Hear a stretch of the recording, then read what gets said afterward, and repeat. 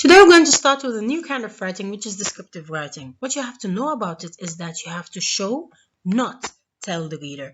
For you to achieve that, you have to use the 5 senses. You may not use all of them, but you have to use most of them. For you to have a successful descriptive essay, you have to use sensory language in order to draw a picture through words for the reader. Description is the best way to convey an idea. For example, if you're in a marketing class, you might describe how an advertisement uses sensory details in order to tempt the customer. Let's take this shampoo, for example. If you want to apply a sense of touch, you can tell them how silky their hair can be if they use this shampoo. Another example is a crime scene. If you're a witness in a crime, for you to give them the best and the vivid detail, it has to be through description. A good description includes specific details and sensory language. Let's say you're a person who sells houses. You have a customer, you have to ask him for specific details. The kind of house. Does he want a new house, old one, cheap, expensive, etc.?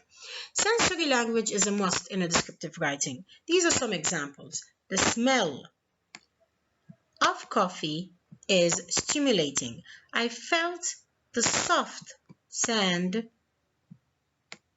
under my feet. It was so soothing. The sound. See how I'm connecting them? Of the wind is so loud that it scared the cat. These are some tips for a good description. Most of them you already know them, but it never hurts. In your essay, you have to use supporting details that back up your topic sentence, which backs up your thesis statement. Use sensory language and imagery in order to back up your supporting details. Use suitable adjectives to present a dominant impression, which will paint a good and clear picture for the reader. This one, I'll clarify it in the next slide.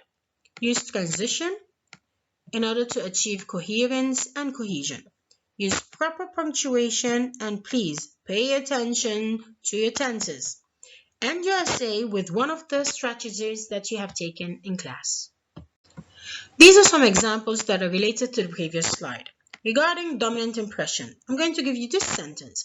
The earthquake caused a tremendous disaster which left people injured and homeless. Remember when I told you have to paint a picture through words? So the topic is earthquake, but the dominant impression are these words: disaster, injured, homeless. These are the words that help us paint the picture for the reader. Senses. You can see damaged cars and hear the sound of the ambulance. These are the words that help us connect to the senses. Transition. In spite of the disastrous effect the earthquake had on us, we were able to survive it. This is a standard outline for any kind of essay, but since we're talking about descriptive writing, here it's also flexible because it depends on your own ideas. You might have 4 paragraphs, as you can see here.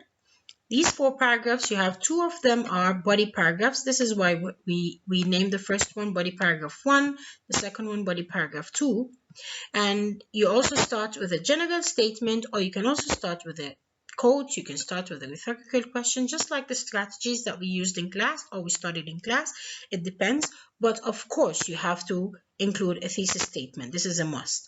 Regarding the paragraphs, the body paragraphs, you might include more than 2 supporting details. It depends on your own ideas, and at the end you have to choose one of the strategies that we have taken in class.